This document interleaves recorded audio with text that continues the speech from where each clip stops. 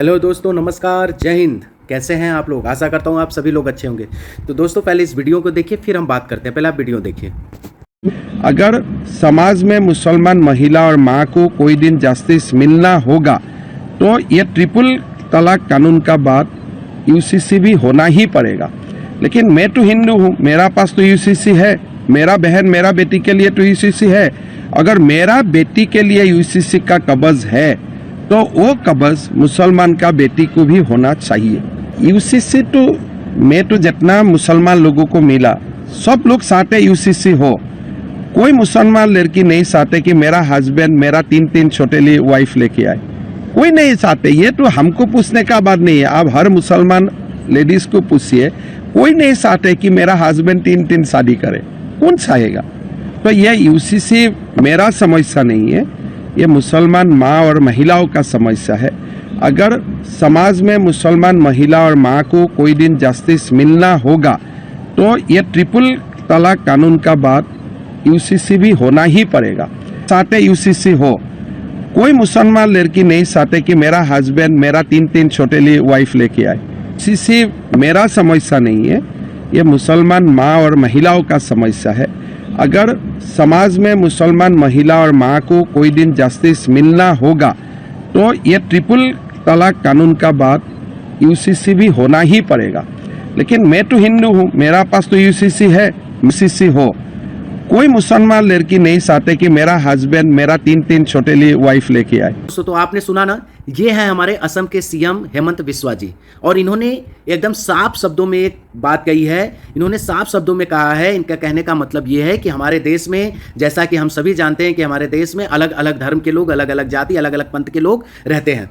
इसी में कुछ ऐसे धर्म विशेष के लोग हैं, यानी मुस्लिम लोग हैं, जो कि धर्म की आड़ में, जी हाँ दोस्तों, धर्म की आड़ में, शरीयत की आड़ में कुछ ऐसा काम करते हैं जो कि देश की जो महिलाएं हैं, यानी जो खासकर मुस्लिम महिलाएं हैं, बेटियां हैं, उनके लिए बहुत ही नुकसानदायक होता है, लाभकारी तो एकदम नहीं होता है।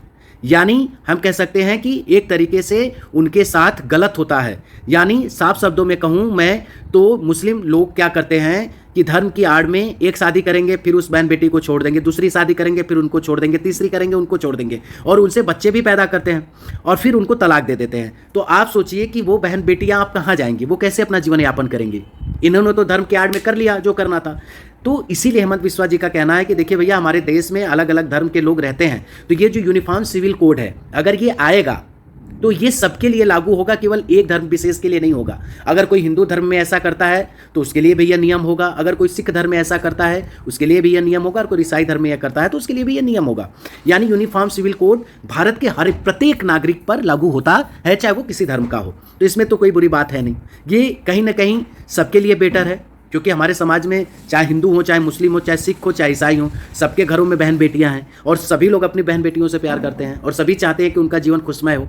तो इस वजह से ये नियम आ रहा है। अब मैं आपको बताऊं कि यूनिफॉर्म सिविल कोड है क्या। ये यूनिफॉर्म सिविल कोड का मामला 1985 में आया था, शाहबानो केस। यानी शाहबानो एक मुस्लिम महिला थी जिन्होंने इंदौर के एक रईस वकील मोहम्मद अहमद खान से शादी की थी, और ये साथ साथ रहे, इनके 5 बच्चे भी हुए। लगभग कुछ साल बाद, यानी 14 साल के आसपास, इन्होंने फिर दूसरी शादी कर ली, मोहम्मद अहमद खान ने।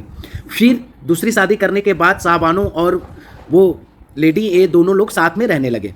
लेकिन कुछ समय बाद, यानी कहा जा रहा है कि लगभग 62 साल की अवस्था थी जब शाहबानो जी की, तब मोहम्मद अहमद खान जी ने उनको तलाक दे दिया। तो मोहम्मद अहमद खान जी ने जब 62 साल की अवस्था में, आप खुद सोचिए कि एक 62 साल की अवस्था में अगर हम किसी महिला को तलाक देते हैं, उससे अपने जीवन से छुटकारा पाते हैं, तो वो बताइए 62 साल की महिला अपना जीवन यापन कैसे करेगी और कहाँ रहेगी, कैसे अपने बच्चों का जीवन यापन करेगी, ये सोचने वाली बात है।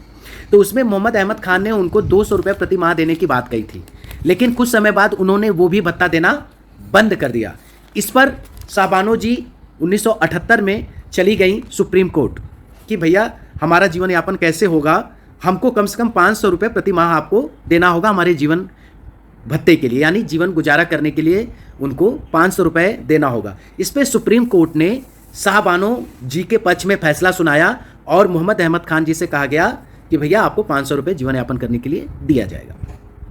तभी से ये यूनिफॉर्म सिविल कोड की बात आ रही है और आज देखिए इसकी चर्चा भी हो रही है और जोरों शोरों पे हो रही है। और हमारे हेमंत बिस्वा जी यानी मुख्यमंत्री ऑफ असम एकदम खुल के इस बात को, विचारधारा को रख रहे हैं सबके सामने।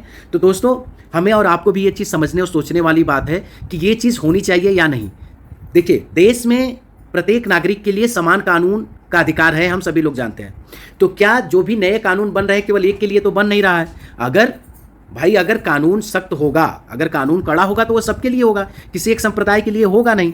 और ये कानून चाहे मुस्लिम हो, चाहे सिख हो, चाहे ईसाई हो, हर धर्म के लोगों के लिए होगा, क्योंकि हर धर्म में बहन बेटियां हैं, सबके लिए होगा। तो इसमें कोई दुख वाली बात नहीं है, इसको एक्सेप्ट करने वाली बात है। तो मैं तो यही अपील करूंगा कि सभी धर्म के लोग इसको अपील करें और इसको एक्सेप्ट करें कि नहीं, यूनिफॉर्म सिविल कोड आना चाहिए और सभी हम धर्म के ना होके इस देश का नागरिक बन के हम लोग इसको एक्सेप्ट करें। तब तक के लिए दोस्तों, जय हिंद, जय भारत, भारत माता की जय।